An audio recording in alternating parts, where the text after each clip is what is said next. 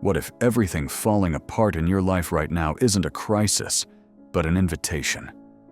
What if the confusion, the emptiness, the feeling that something is terribly wrong are actually signs that something is finally going right? You might feel like you're losing yourself. Your old motivations don't work anymore. The life you built feels like it belongs to someone else. And late at night, when it's just you and your thoughts, you wonder if you're broken. But here's what no one tells you: you're not breaking down. You're breaking open. Over 80 years ago, Carl Jung mapped the exact territory you're walking through right now. He studied thousands of people undergoing profound psychological transformation, and he discovered something extraordinary. There are unmistakable signs that appear when the soul is preparing you for the most powerful phase of your life. These aren't random symptoms, they're initiations. Today you'll discover the 18 signs, Jung identified signs, that your psyche is evolving beyond the person you thought you had to be and moving toward the person you've always been meant to become. This isn't advice, this is recognition. And if even one of these signs is showing up in your life, everything is about to change. Before we dive deeper, if this resonates with your soul's journey, please hit that like button and subscribe for more transformational content.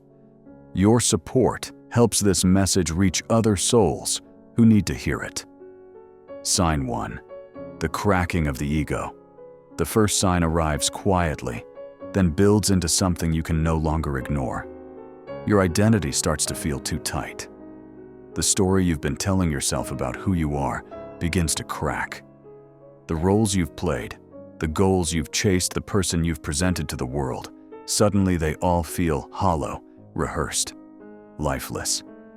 This isn't a loss of confidence. This is something far more profound. Your ego, that constructed self you've unknowingly worshipped, is fragmenting. And while it feels like failure, it's actually the sacred beginning of your transformation. The ego is simply the center of your conscious awareness, the narrative you've built about yourself. Over time, most of us mistake this surface structure for our total being. We think we are our achievements, our roles, our social identities. But when life begins to strip that structure apart, when your beliefs start to falter and your old motivations feel meaningless, your psyche is doing something crucial. It's making room for something deeper to emerge.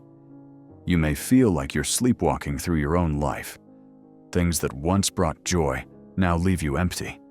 Your daily routines feel absurd. And a strange clarity begins to whisper, "This isn't who I really am. This was just a mask. This cracking is not the end. It's the initiation." The pain you feel is evidence of growth, not proof of failure. Your unconscious mind, content for years to remain hidden, is now demanding your attention. And that inner pull you're beginning to feel, that's your true self, knocking on the walls of your ego shell, asking to be born. Sign 2. The inner death. As the ego fragments, something even more unsettling occurs.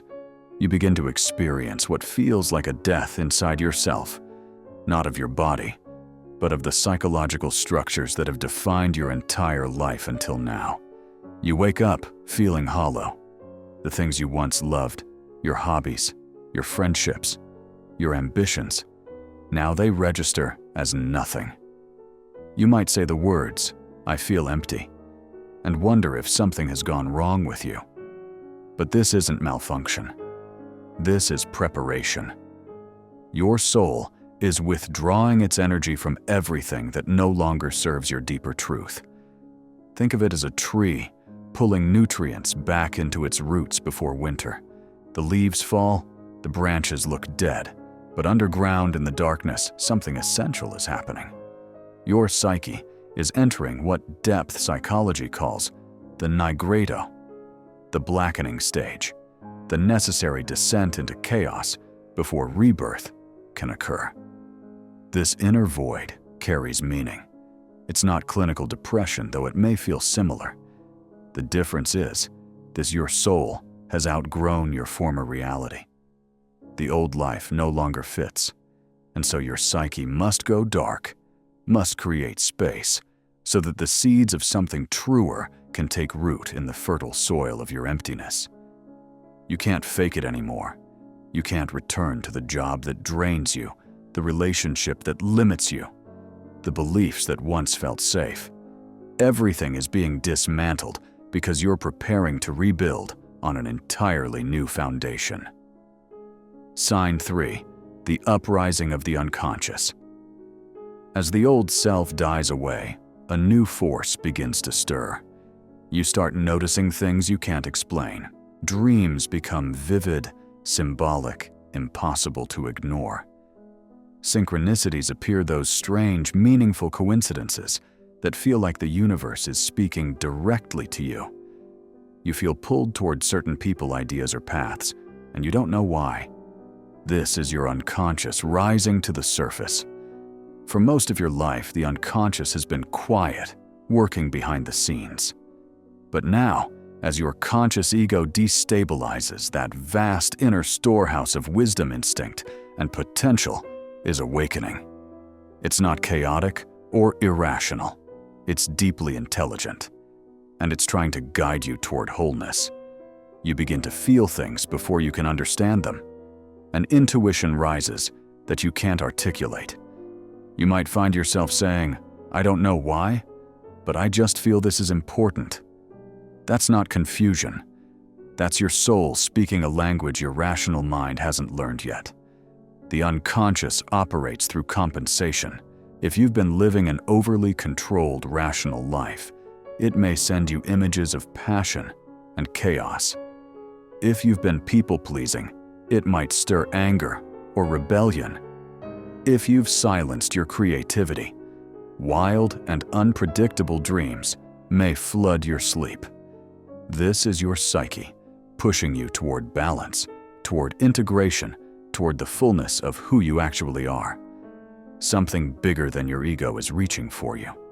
And the more you listen, the more clearly it speaks. Sign 4. The emergence of the shadow. Once the unconscious begins its uprising, it doesn't only bring inspiration and intuition, it also brings confrontation. And the first force to emerge from the depths is your shadow. The shadow contains everything you've repressed, denied, or disowned about yourself. The anger you've swallowed, the desires you've labeled inappropriate, the selfishness, the jealousy, the fears, the parts of you that don't fit the image you've tried to maintain. These qualities aren't evil, but they've been inconvenient to your ego. So you buried them. But now they're surfacing, and it's deeply uncomfortable. You might snap at people more easily, feel shame for thoughts you've never had before, experience emotions that seem out of character. And you might wonder, why am I acting this way? This is the shadow demanding to be seen. And here's the truth. It's not here to destroy you.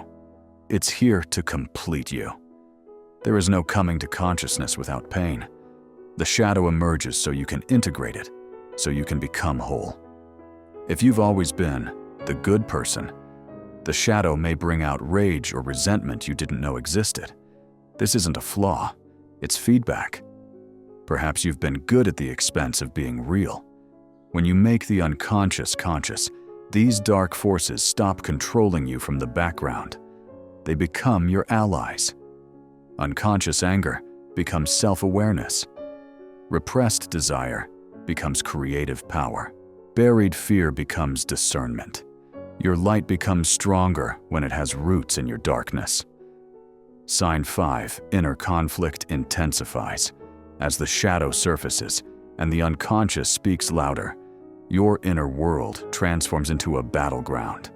You're no longer a single unified self. You become a conflict of opposites. One day you feel compassionate, the next, bitterly resentful. One moment you crave solitude, the next, you're aching for connection. Part of you wants to let go of the past. Another part clings desperately to it. You feel like you're being torn apart from the inside. This is not dysfunction. This is purification. Your soul cannot evolve until it becomes conscious of its fragmented nature. The tension you feel is necessary. Psychological wholeness can only be achieved by holding the tension of opposites without trying to collapse it prematurely. Most people want to resolve their contradictions quickly, to pick a side to shut down the discomfort. But transformation lives in your ability to sit in the fire, to allow conflicting desires and emotions to coexist without silencing one or exalting the other. This pressure is the soul's fire. It's burning away the false, the performative, the borrowed. The more intense the conflict, the deeper the purification. And what you're left with after the flames die down is what's real, what's yours, what's true. The storm is washing you clean. Sign 6. Strange dreams begin. During this intense inner conflict, a new language emerges. Your dreams become strange, vivid, unforgettable. They're no longer mundane replays of your day. They're symbolic, archetypal, and they carry weight. You might dream of floods washing away houses, of being lost in vast forests, of encountering wild animals, mysterious figures, or landscapes you've never seen. These aren't random images. They're your soul speaking in its native tongue. Dreams are not meaningless noise. They're direct expressions of the unconscious, offering insight into what your conscious mind cannot yet grasp. A collapsing house may reflect the breakdown of your old self. A snake might represent primal instinct or the emerging power of transformation. An encounter with a wise elder could point to neglected wisdom within you seeking reintegration. Your ego may lie, but your dreams do not. They're brutally honest. And during times of transformation, they act like spiritual blueprints. They may not offer exact answers, but they show you where to look, what to feel, what to question. Pay attention. Write them down. These aren't distractions. They're maps. Sign 7. Withdrawing from the crowd. Sondodom. One of the most unexpected shifts is a growing disinterest in the social noise that once occupied your time. Small talk exhausts you. Crowds feel overstimulating. Even close relationships might start to feel distant, not because you've become cold, but because something within you has changed. This isn't regression. It's a deep psychological necessity. To hear your own soul, you must first step out of the voices of the tribe. You're no longer content with surface-level conversations or relationships built on convenience. You crave depth, truth, resonance. And those qualities are rare. This creates a natural distancing, not out of arrogance, but out of alignment. You cannot become your true self while constantly trying to fit into molds that society, family, or peer groups carved for you. The ego wants to belong, but the soul wants to become. And the soul can only become when it's no longer distracted by external expectations. People may not understand. They might say you've changed, that you're distant. These judgments can sting, but they're evidence of your evolution. Your silence is not withdrawal. Your discernment is not superiority. Your depth is not depression. Solitude is where your truest self is born. In the quiet, your intuition sharpens. Your emotional landscape reveals itself. And slowly, something begins to grow, a center within you that cannot be shaken. Sign 8. Feeling unmotivated. Perhaps the most confusing sign is the sudden loss of motivation. Goals that once fueled you no longer excite you. Routines that gave structure to your days now feel empty. You struggle to move forward not out of laziness, but because something deeper is asking, what is the point of all this? This is not failure. This is a sacred pause. Your soul is saying the old story no longer fits. Your psyche is withdrawing energy from activities and identities that no longer serve your evolution. You're in a liminal space, a threshold between who you were and who you're becoming. And in this space, The ego no longer drives, but the self hasn't fully taken the wheel yet. Until your new values crystallize, your psyche withholds fuel. It's as if your inner world is saying no more energy until we know where we're truly going. This motivational void is not a dead end. It's reconfiguration. Behind the scenes, your unconscious is working. Old beliefs are being questioned. New energies are stirring. You may not see the change yet, but it's happening in the roots. You're waiting for internal truth, not external pressure. And when your next move finally emerges, it won't be because you forced it. It will be because you listened. Sign 9. Rejecting old definitions of success. As you sit in this void, something radical shifts. Your definition of success begins to dissolve. What once inspired you, achievements, status validation suddenly feels meaningless. You might even feel embarrassed by how much you once chased things that now seem hollow. This isn't disillusionment. This is awakening. Most of us build our lives on a persona, a socially acceptable mask. We're encouraged to perform, to achieve, to maintain appearances. But this performance comes at a cost. And if you've reached the point where that cost feels too high, you're not failing. You're waking up. For the first time, you ask questions that reach beneath the surface. What if success isn't about more, but about truth? What if I've been winning at a game that doesn't matter to me? What if the ladder I've been climbing is leaning against the wrong wall? These questions destabilize. But they're vital. As long as you're chasing someone else's idea of success, you cannot hear your own calling. A powerful inner rebellion begins. You feel resistance toward empty ambition, performative grind, the race for status.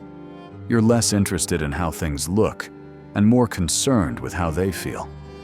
You no longer want to be impressive. You want to be real. You're not failing. You're waking up to what actually matters. Sign 10. Childhood memories. As you release society's version of success, something unexpected happens. Memories from childhood resurface. A scent, a place, a feeling, specific scenes from your early years. They come back not randomly, but purposefully. Your psyche is trying to reconnect you with your original essence, the self, before the world told you who to be. Deep within each of us exists a core self, a blueprint of wholeness that existed before we built our ego. When we were children, we were closest to it. We hadn't learned to filter ourselves for approval. We hadn't internalized the guilt, shame, or expectations that would dominate our adult lives. So when childhood memories arise during transformation, the unconscious is sending clues. The games you loved, the dreams you had, the things that made you feel alive before you knew what success meant. These are signs of what you've lost and what now needs to be reclaimed. Perhaps you recall how you used to create, play. Imagine whole worlds. You remember loving nature, adventure, quiet time with your thoughts. These aren't just nostalgic memories. They're breadcrumbs leading back to your authentic self. Sometimes the memories bring pain, rejection, humiliation, abandonment. These wounds reveal where you began to fragment, where you learned it wasn't safe to be fully yourself. And now they're surfacing, so you can heal, so you can revive the parts of you that were buried. You were never broken, only buried. Sign 11. Feeling connected to something greater. After the storm of ego death and emotional purification, something extraordinary begins. You start to feel quietly at first that you're not alone in the universe. Not in a sentimental way, but in a visceral, soul-deep knowing. There's an intelligence moving through your life, a meaning pulsing beneath the chaos. For the first time, you feel connected to something far greater than yourself. This is what depth psychology calls the numinous, that awe-inspiring sacred energy that transcends rational understanding. When you begin to feel this presence, you're stepping into profound growth. Synchronicities increase. You feel sudden peace during moments of solitude. You sense that difficult moments are being held by something unseen. These aren't hallucinations. They're the self, the totality of your psyche beginning to take the lead. You begin to trust the unfolding, even when it doesn't make sense.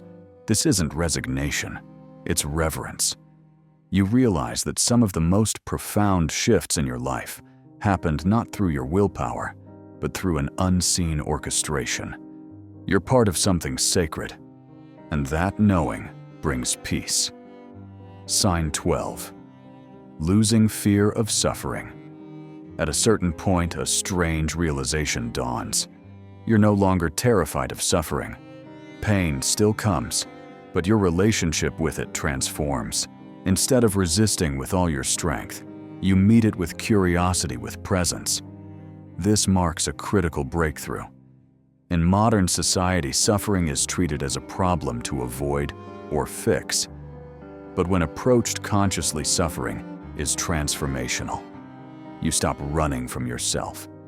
You stop abandoning your emotions. You begin to walk into the fire not to burn, but to purify. A heartbreak reveals illusions about love. A failure exposes parts still tied to ego. Anxiety brings attention to the gap between who you are and how you're living. Instead of seeing pain as punishment, you see it as teacher. And when you engage with suffering consciously, it becomes fuel for your evolution. Your true self is not made of glass. It's made of soul. And the soul doesn't shatter. It expands. Sign 13. Creative urge emerges. As you grow comfortable with your wholeness, a powerful force stirs. An irresistible urge to create. Not for recognition, but because your soul is overflowing. This creative energy isn't about becoming an artist. It's the soul's need to express itself, to give form to truths that words cannot contain. You may feel called to write, build, heal, teach, or birth an entirely new path. Whatever form it takes, the energy is the same expression as integration. You're no longer creating to prove something. You're creating because you must. Something in you needs to come through. This is active imagination, where unconscious material becomes embodied through creative forms. You're not inventing something, you're channeling something. A truth that has lived within you is now demanding shape, voice, motion. And in this act of creation, you're not just healing, you're becoming. Your soul is ready to speak through you. Sign 14. Old relationships fall away.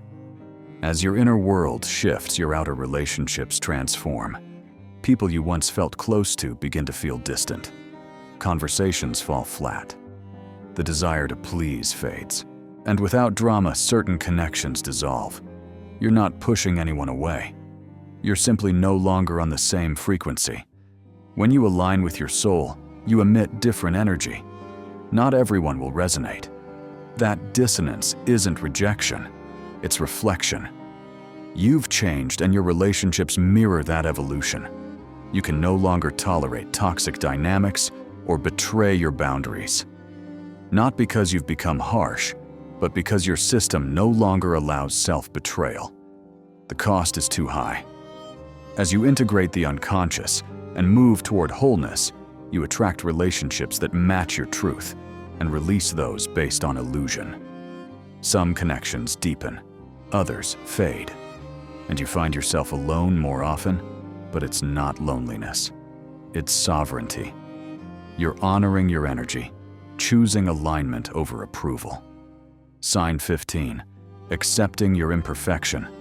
A quiet, healing realization arrives. You no longer need to be perfect to be whole. You stop punishing yourself for being human. Imperfection isn't a flaw to fix, it's a fact to embrace. Psychological maturity comes not from becoming flawless, but from becoming whole. And wholeness includes everything light and shadow, strength and vulnerability, confidence and insecurity. You release the exhausting need to maintain an image. The persona that masks you war for acceptance becomes too tight. You feel more peace in your messiness than in your polish. When you fail, you learn. When you feel insecure, you observe. When triggered, you go inward. You stop asking what's wrong with me and start asking what part needs love right now. And perhaps most radically, you show this real self to others. You let people see you when you're not at your best. And what you discover is life-altering. The right people come closer. You're choosing to be real over impressive, whole over perfect. Sign 16, living your truth. At this stage, a profound shift occurs. You begin to live your truth even when it's inconvenient or misunderstood. You no longer shape yourself to fit the world. You shape your life around your inner reality. This is soul-level authenticity. You stop compromising or silencing your intuition to maintain peace. You can't betray yourself anymore. The cost is too high. This truth shows up everywhere. You leave conversations where you used to people please. You stop nodding along when your gut says no. You decline opportunities misaligned with your values. You speak up not to fight, but to stand in who you are. Living truthfully doesn't make life easier. You might face rejection, lose approval, or sacrifice the safety of your previous identity. But even in discomfort, you feel liberation. Once you've tasted the freedom of truth, you can't pretend. You'd rather be misunderstood for who you are than loved for who you're not. You become internally referenced, trusting your own rhythm. Your yes carries weight. Your no commands respect. And life organizes around your authenticity. Sign 17, creative longing, returns. As you live your truth, an unstoppable creative force emerges. Not from ego, but from overflow. You feel something inside that must be brought to life. This isn't about making things for applause. It's about making things that matter, things that carry your essence, things only you can create. The inner chaos you've experienced, the ego, death, the shadow work, the identity shifts, they're no longer pulling you apart. They're fueling your expression. What once fragmented you now inspires you. You're not creating to prove. You're creating to connect, to be real, to offer something human and healing. You're becoming the version your soul waited for all along. Sign 18, inner peace, independent of circumstances. And then slowly, like dawn, after the longest night, you begin to feel peace. Not the absence of struggle, but an unwavering stability that no longer depends on what's happening around you. You've faced your shadows, released the ego, embraced your pain, lived your truth.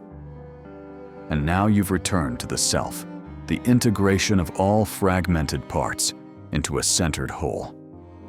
Your inner world becomes stable. Even when the external world is chaotic, you remain anchored. You stop needing others to behave a certain way for you to feel calm. You stop basing worth on outcomes. The storms still come, but they don't shake you. You've developed psychic resilience, not because you're numb, but because you're anchored in your center. You've come home. Not to a place, not to a person, but to yourself. And in that homecoming, there is clarity. In that clarity, there is strength. In that strength, there is purpose. And in that purpose, there is joy, not fleeting or conditional, but rooted in the sacred knowledge that you are whole.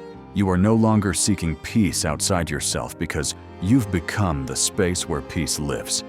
If any of these signs are showing up in your life, don't resist them. Embrace them. You're not breaking down. You're breaking through. Which sign are you experiencing right now? Share in the comments below. Your story might be the recognition someone else needs. Subscribe for more journeys into the soul's awakening. And remember, stay conscious, stay courageous, and never stop evolving.